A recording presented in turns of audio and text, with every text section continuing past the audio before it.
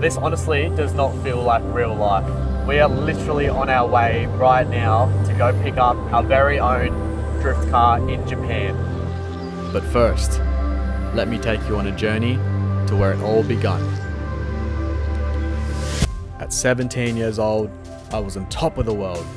I just bought my dream car, a Nissan Silvia S15. I was out driving every night I could, making friends, especially with the police, breaking things on my car and learning the ways of the famous SR20 engine. If you know, you know. But most of all, I was living my childhood dream. And then, drifting. This is where I spent the next 6 years diving headfirst into the world of drifting. I was absolutely obsessed. Paycheck to paycheck, going through apprenticeships, spending every little cent I had just to improve my car one way or another. I was absolutely obsessed with drifting, and I honestly could not think about anything else.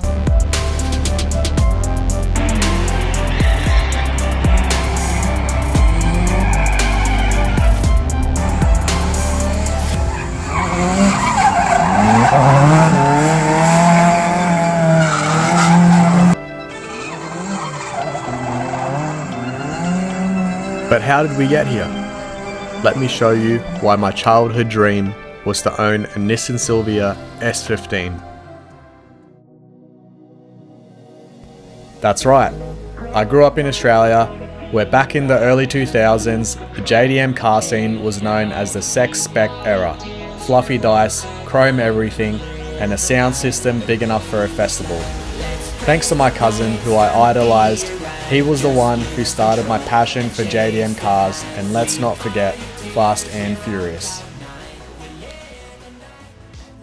A few years went by, and then after I bought my first house, I landed in some financial hard times, and I thought maybe this will be the end of my years of owning a drift car, so I sold it. Probably the most stupidest decision I've ever made in my life. Now, this car meant everything to me. So now we fast forward to 2026. The day has finally come. It's registered, it's ready to go, it's ready for me to pick up, and I'm so excited to get there to show you guys how clean this car is. So this is it. We're finally here. The car is ready to go. We've got a long trip ahead of us back to Osaka today, but for now, this is it.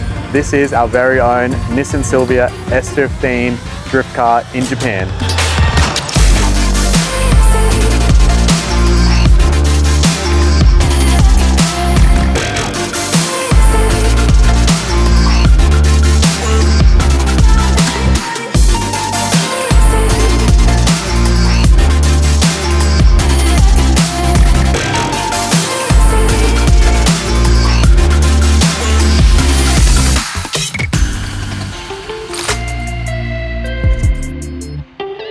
So we'll just do a quick little rundown. Basically, this car is super stock, apart from it's got coilovers, wheels, and a bonnet, aftermarket bonnet, a seat and steering wheel.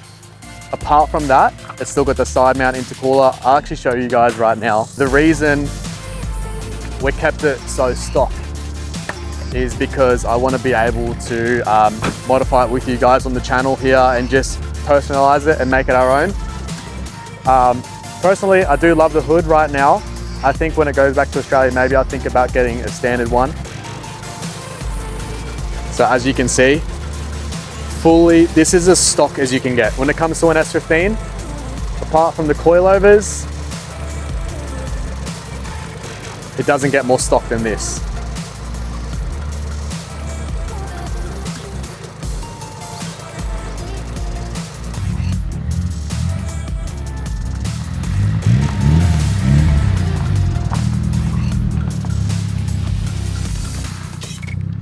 All right, we are officially off in the new S15.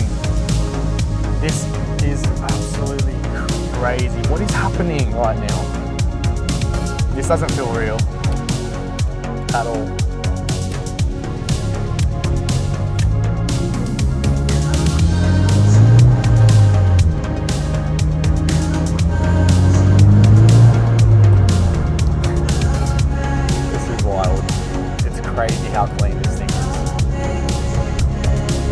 But honestly, like, just think how cool it's going to be now to go to events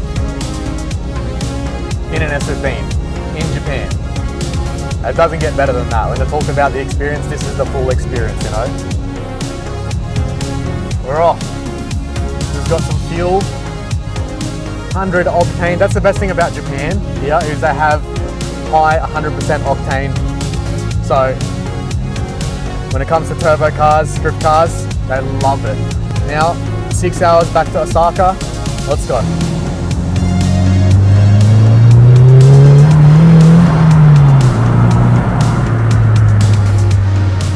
Feels good to have a turbo car again. If you guys are thinking about getting a car in Japan, just like I did, my good friend Rohab, which I met about 8 years ago now, when I second trip to Japan and did Matsuri with a few friends of mine. Such a great time. Anyway, since then, that's when we met Rohab, and he's built a company called R Nation, which he exports cars all over the globe, especially to the US, if you guys probably have seen by now. And I just can't stress enough how much I appreciate his service for helping me find this S15. We looked at about 4 or 5 for the last few months since being in Japan through the auctions, and I can't stress enough how important it is to have someone on the ground like him, that knows his, this thing talks so much. But anyway, I can't stress enough how important it is having someone like him on the ground. He speaks English and Japanese, and when we saw this car and the other ones, he did full walk around videos, looked under the car, checked the rails for rust, because a lot of them that are fetching high prices had so much rust in them, and that's scary for someone buying their first drift car or first car in Japan. And now with the prices of these cars, they're not cheap anymore. So when you're paying that much, it pays to have some reassurance from someone like Rohab, and he can provide that for you. Now, the best thing about his service is he's just started this thing where if you buy a car from R Nation through Rohab, you also get to rent it out in Japan, and that's how I'm driving my car in Japan at the moment. He's got a rental service where he'll register the car for you through the company, and you can drive it all around Japan as much as you want. And when you're ready to ship it back to your own country, he'll ship it back for you as well and help you through all that process. So that's what's really cool about getting it through Rohab, and yeah, I can't thank him enough. And if anyone knows S15s, it's Rohab. He's gone through a lot of S15s. He's got a bunch of 2 or 3 or 4 drift car S15s, and he actually competes in professional drifting in Japan, and he's doing D1 lights this year too, so good luck to him. But yeah, thanks to Rohab, he's now made my dream a reality, and I get to drive my very own S15 in Japan. So it's day 2 of owning my car, or actually the first full day. I picked it up yesterday, and I just finished at the gym in Osaka at the coin parking lot, and guess what? Someone's crashed into me already. My first proper day of owning the car, someone's crashed into me. I come outside here and there's police surrounding my car, and this poor lady has reversed into my car. It's the smallest scratch ever, but there were about 4 or 5 police here. I had to give all the details, obviously, because it's Japan, that's how things happen. And yeah, it was a much bigger thing than it needed to be. The scratch is honestly the smallest scratch, and I don't really care, but it's just funny that we've had the other car for 3 months being in Japan, and the first day I get my car, the day after, someone runs into me. So most of it's come off already with my hand, but it's honestly the tiniest scratch. So how good. Oh well, it is what it is.